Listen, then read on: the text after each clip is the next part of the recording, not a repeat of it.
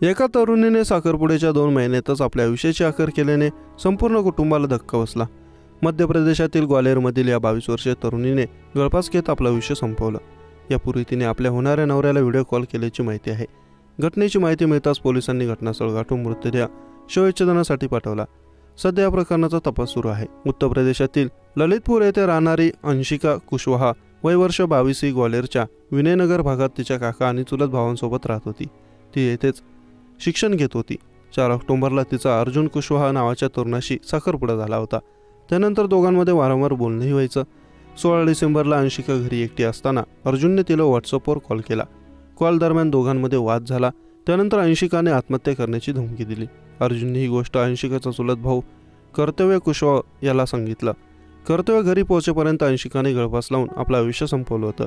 तिचा होणारा नवरा अर्जुन कुशवाहा तिचा मानसिक छळ करत होता, त्यामुळेच तिने हे पाऊल उचलल्याचा आरोप आता अंशिकाच्या कुटुंबियांनी केला आहे।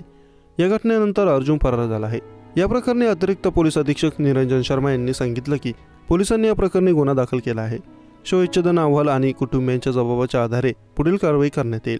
सध्या पोलीस सर्व बाजूंनी या प्रकरणाचा तपास करत आहेत। त्यांच्यातील वादाचे खरे कारण काय होते याचा शोध घेण्याचा प्रयत्न पोलीस करत आहेत। पुढे एएसपी म्हणाले की पोस्टमॉर्टम रिपोर्ट आणि तपासानंतरच आत्महत्येचे खरे कारण समोर येईल। सध्या या प्रकरणातील प्रत्येक पैलूंचा सखोल तपास सुरू आहे। अंशिकाचं लग्न जुळल्याने घरात आनंदाचं वातावरण होतं। लवकरच या दोघांचं लग्नही होणार होतं, मात्र त्यापूर्वीच तिने हे टोकाचं पाऊल उचलल्याने कुटुंबाला मोठा धक्का बसला। या घटनेने परिसरात हळहळ व्यक्त केली जात आहे।